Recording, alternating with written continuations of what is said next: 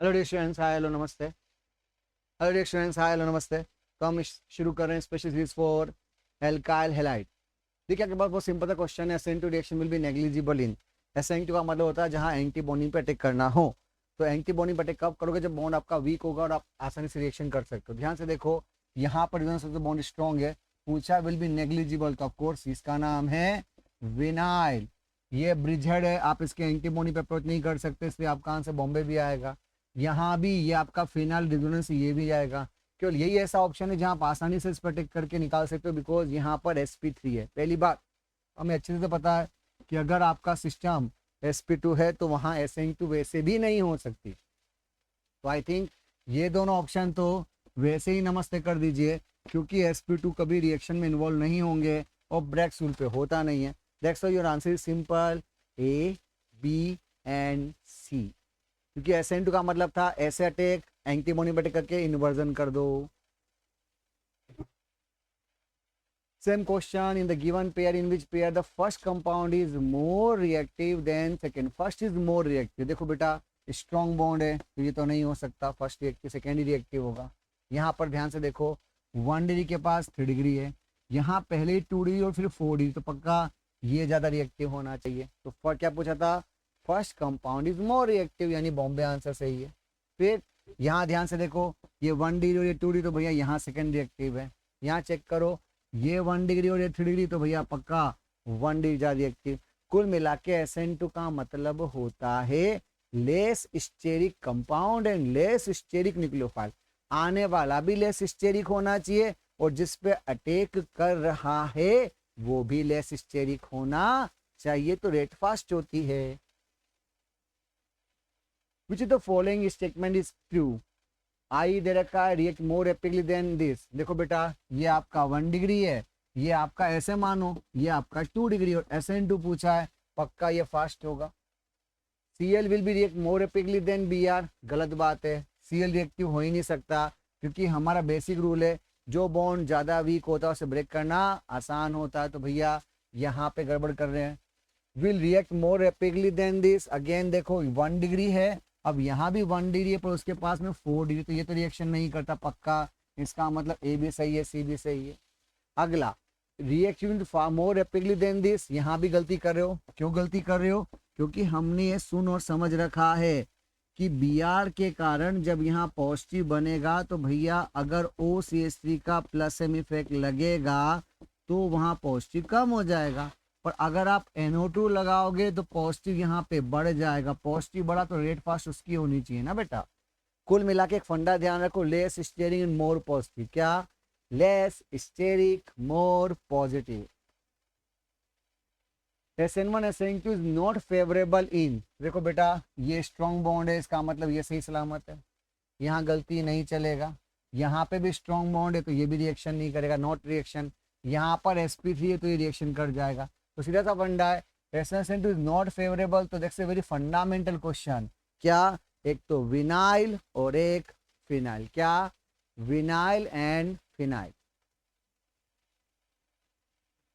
Geminal dichloride is form in the reaction. देखो PCL का बहुत सिंपल सा हिंट होता है, अगर आपको याद हो तो ये होता है कि डबल बॉन्ड को हटाओ, यहाँ पर आप PCl3 लगाओ, यहाँ पर ClCl लगाओ, एक ही कार्बन पर जब आप जोड़ते हो तो उसे बोलते हो जेमिनल डाइहेलाइड। ऐसा का ऐसा बी में भी आएगा, बिकॉज ए और बी वाले ऑप्शन क्या है बेटा? कीटोन, और हमें पता है इसका भी आंसर ये आएगा। पर जब यहाँ पे क्लोरीन करोगे तो यहाँ पंगा है, जेमिनल की जगह विसिनल आएगा, नहीं चलेगा। याद करो, जेमिनल का मतलब होता क्या है? जेमिनल का मतलब होता है एक ही कार्बन पे 2 हेलोजन का होना। और जब आप ये कहानी कर रहे हो तो भाई आपके पास यहाँ H जोड़ोगे, केटायन बनेगा, फिर Cl यहाँ जोड़ देना, तब जाके अपुन को यहाँ पर जेमिनल मिलेगा। तो जेमिनल का सी मतलब होता है आप एक साथ एक ही कार्बन पे हेलोजन को जोड़िए। विच is the incorrect case of the product? तो भाई अगर आप H जोड़ के केटान बनाओगे तो ये तो 3 डिग्री स्टेरिक क्राउडिंग होगी, इसका मतलब यहाँ केटान बनना चाहिए था और केटान पे I आना चाहिए था, तो ये तो गड़बड़ है, यानी इनकरेक्ट हो गया। ये तो करेक्ट है, दिमागी मत लगाओ, सिंपल सा आंसर है, HOH करके आंसर दे सकते थे इस कहानी में। यहाँ पे ये बॉन्ड स्ट्रॉन्ग होता है तो आप इसे तोड़ के ये नहीं बना सकते, मतलब ये भी इनकरेक्ट है, मतलब ये भी आंसर होगा। और एनी सोल में कर सकते हो, यस यस थे, तो दैट्स व्हाई ये इनकरेक्ट है और ये दोनों रिएक्शन कैसी है बेटा, करेक्ट। सिंपल सी बात है, फिनाइल SN2 नहीं देता, फिनाइल SN1 नहीं देता, ये आप अपनी खोपड़ी में सेट कर लो, कंफर्टेबल रहोगे।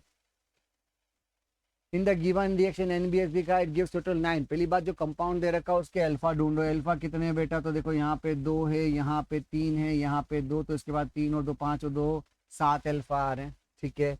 अब रूल कहता है जहाँ पे डॉट बनाओ तो डॉट तो बना लोगे, अब डॉट बनाने के बाद भाई रेजोनेंस भी तो करोगे, तो आपने डॉट बनाया फिर रेजोनेंस किया, रेजोनेंस किया तो डॉट यहाँ बनेगा, इसमें रेजोनेंस किया तो डॉट इधर बन जाएगा,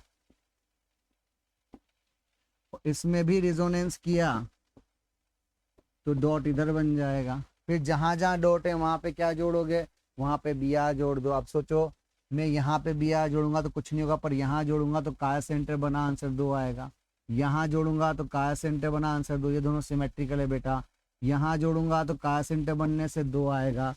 पहले तो आप ये सीखो कि NBS में करते क्या हैं, तो NBS में हम अल्फा छटाते हैं और वहाँ पे डॉट बना के ब्रोमीन जोड़ते हैं, तो आपका आंसर 2 2 2 2 और ये वाला 1। क्या पूछा है भैया, एक गिव्स टोटल 9, सही बात है। 6 fraction are obtain on fraction distillation, इसका बहुत सिंपल सा फंडा होता है, क्या फंडा होता है, total minus enantiomer pair, total no pair ढूंढ लेते हैं, ये 2 का एक पेयर, ये 2 का एक पेयर, ये 2 का एक पेयर, ये 2 का एक पेयर और एक ये अकेला सिंगल, तो 1 2 3 4 5 -5, तो आपका आंसर 4 आना चाहिए था। अब इसने यहाँ पे शायद 6 दे रखा तो गड़बड़ नहीं हो सकता। सब स्ट्रेट है 7L वाली, देखो ऊपर लिखा था 3 और 2 5 और 2 7, तो यार ये 7 भी सही आ रहा है। NBS is a brominating agent for the allylic position, yes allylic का मतलब होता है अल्फा पोजीशन, तो भैया बहुत सिंपल सा फंडा था।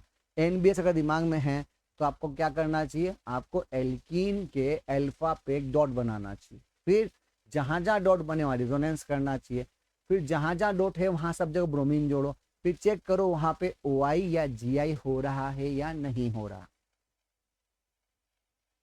NBS लिया, अभी जस्ट बात की, NBS का मतलब अल्फा पे ब्रोमीन जोड़ दो।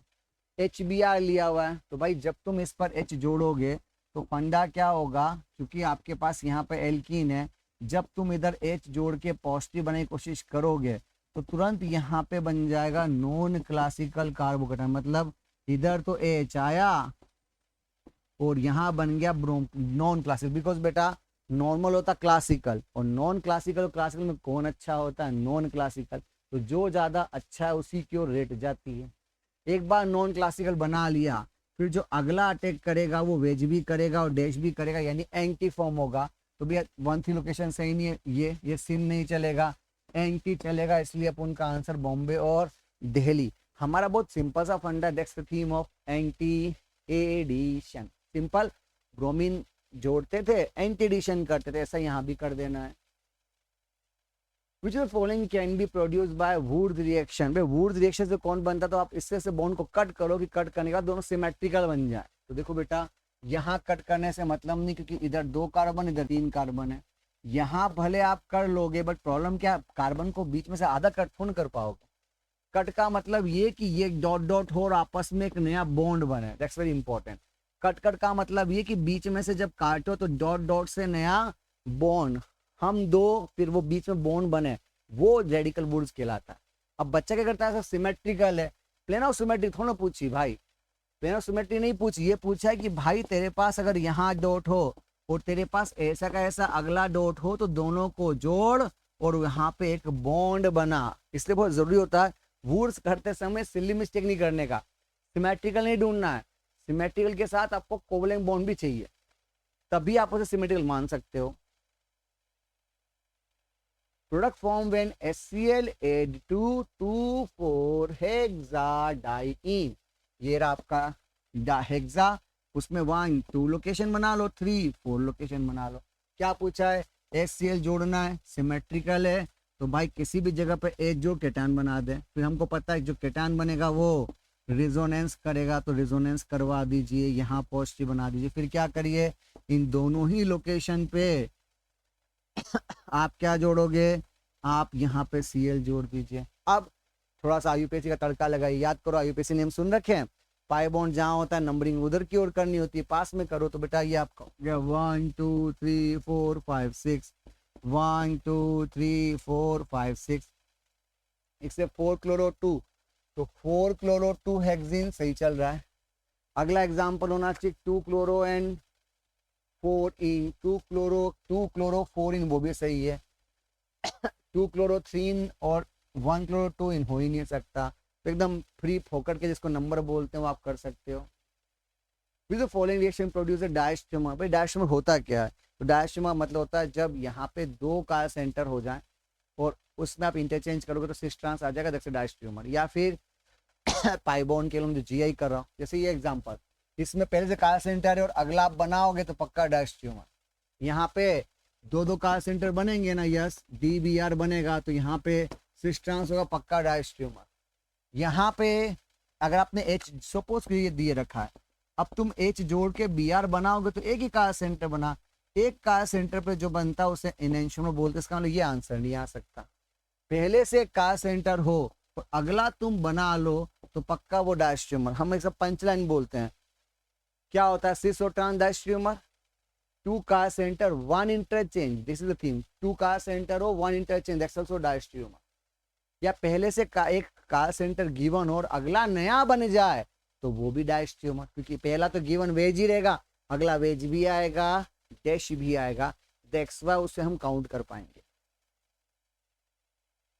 लेफ्ट राइट करेक्ट स्टेटमेंट देखो भैया, सीधी सी बात है, CLB है, BRB आई है। डाइवोर्स वहां होता है जहां बॉन्ड वीक, तो बस वीक बॉन्ड को निपटा दो, आंसर आ जाएगा। Rate of SN1 molecule increase in polar protic solvent, SN reaction increase polar protic में, सही बात है, हार्मोनिंग अच्छी होगी। Rate of SN2 reaction increase in DMS, वो भी सही बात अच्छी होगी।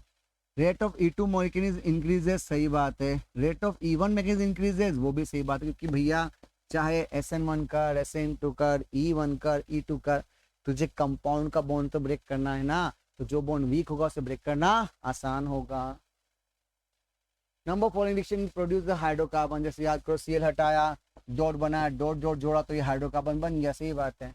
जिंक से आपने जब यहाँ पर E2 पैटर्न फॉलो किया तो बेटा यहाँ आपने एल्किन बना, ये भी बन गया। ब्रोमीन से यूज किया तो आपने ब्रोमीन जोड़ा, इट्स नॉट हाइड्रोकार्बन, ये तो डाइहैलाइड, ये नहीं हो सकता। ये देखो CO के हटाओ, डॉट बनाओ, कोल्बे इलेक्ट्रोलिसिस, तो भैया आपने एल्केन बना दिया, हाइड्रोकार्बन बन गया। HgOAc के बाद NaBH4 लिया तो यहाँ आपका हो गया OMDM, ये तो एल्कोहल है, ये नहीं होगा। फिर जब B2S6 लिया तो हाइड्रोबोशन पर संभल के, यहाँ पे परोक्साइड नहीं लिया, एसिड लिया, एसिड लिया तो सिनेडिशन में HH आएगा, तो बन गया ना हाइड्रोकार्बन। इसका मतलब 1 2 3 एंड 6 ये 4 ऐसी लोकेशन है जहाँ आप हाइड्रोकार्बन बना सकते हो। सोडियम लिया, करेक्ट स्टेम पूछा, सबको पता है डॉट डॉट अवेलेबल होगा, और ये है 1 2 3 4, तो क्यों ना हम पाई बॉन्ड को तो शिफ्ट मार दें ताकि हम डॉट डॉट को पास ला सकें।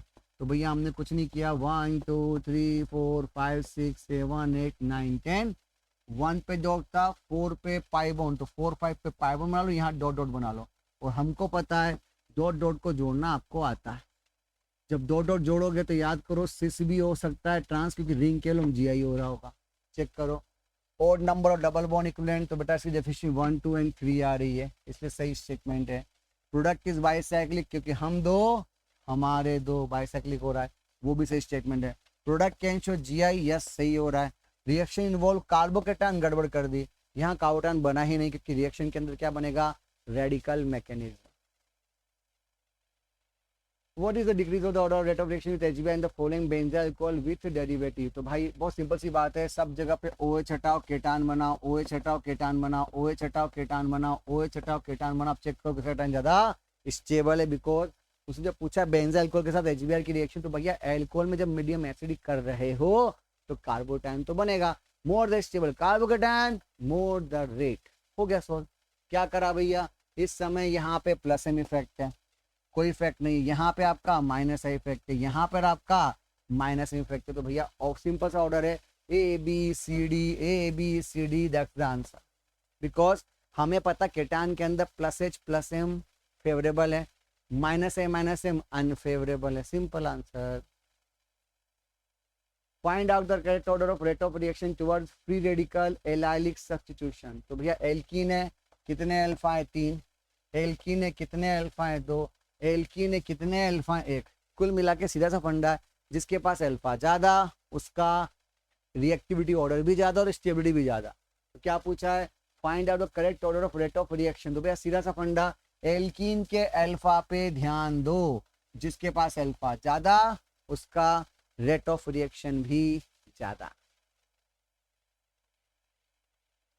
इन द गिवन रिएक्शन क्या पूछा भैया, मिथेनॉल से रिएक्शन। तो बहुत सिंपल सी बात है, इसको देखते ही आपके दिमाग में आना चाहिए एसएमओ, बिकॉज एक्सेस में इसको लिख रखा है।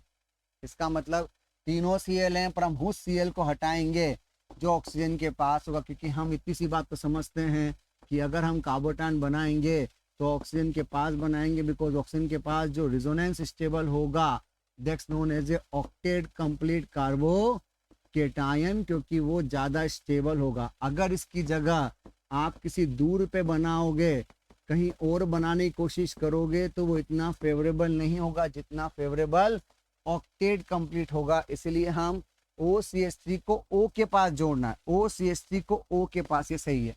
ये गड़बड़, दूर मत जोड़ना, बस वो आपका गेम है। हम पूरी कोशिश करेंगे कि हमारा कैटायन पास में अच्छा हो। ये देखो सिंपल SN2 है, OH ने अटैक किया, Br को बाहर निकाला, चूंकि दोनों अपर पे सिस, तो आपका आंसर क्या आना चाहिए, ट्रांस। ये सिस है, बस हो गया आपका आंसर, ये आपका ट्रांस आंसर, ये आपका सही हो गया। HBr स्टेटमेंट दे दिया, कोई बात नहीं। HBr show anti Markovnikov of addition of propene with but not HCl, सही बात है। HBr एंटी मार्कोनिक देता है प्रोपीन से। HBr is stronger acid than HCl, ये भी सही बात है। HBr show anti Markovnikov of addition on propene with but not HCl, सही बात है। और HBr is stronger acid than HCl, तो स्टेटमेंट दोनों सही लग रहे हैं भैया। इसका मतलब पर वो करेक्ट एक्सप्लेनेशन नहीं दे रहा है ना। हाँ, ये नहीं आएगा, एंटी मार्कोनिक। इसका आंसर बहुत सिंपल सा, HCl वाली one of the step is endothermic. अगर आपको एंटी मार्कोनिक ऑफ आता है तो उसमें लिखा जाता है कि कंटिन्यूअस चेन रिएक्शन तभी होगी जब दोनों स्टेप प्रोपेगेशन हो। अगर एक भी स्टेप एंड होगी तो रिएक्शन पॉसिबल नहीं है। भाई सिंपल सा फंडा है, reaction follow concentrate mechanism, CH3X can not be react 3 degree 2 degree 1 degree, और RI react faster than RCl। RI react faster than RCl, ये तो आपका आंसर PQRS सब में चलेगा। 3 2 1 डिग्री की बात कर रहे हो तो भैया SN2 को छोड़ के SN1 यानी P option, then R option, then S option में चलेगा। CH3X कैन नॉट रिएक्ट, ये केवल SN2 देता है, तो अगेन PRS आएगा। रिएक्शन फॉलो कंसंट्रेटेड मैकेनिज्म, इसका मतलब ट्रांजिशन स्टेट की बात कर रहा है, तो ट्रांजिशन स्टेट कहाँ बनती है, Q में और S में, क्योंकि बेटा यहाँ तो क्या बनती है, कार्बोकेटायन। तो this is the all about the alkyl halide. आप इस तरह से जुड़ते रहिए हमारे साथ में, ताकि हम आपको और अच्छे क्वेश्चन कराते रहें। Okay, bye bye.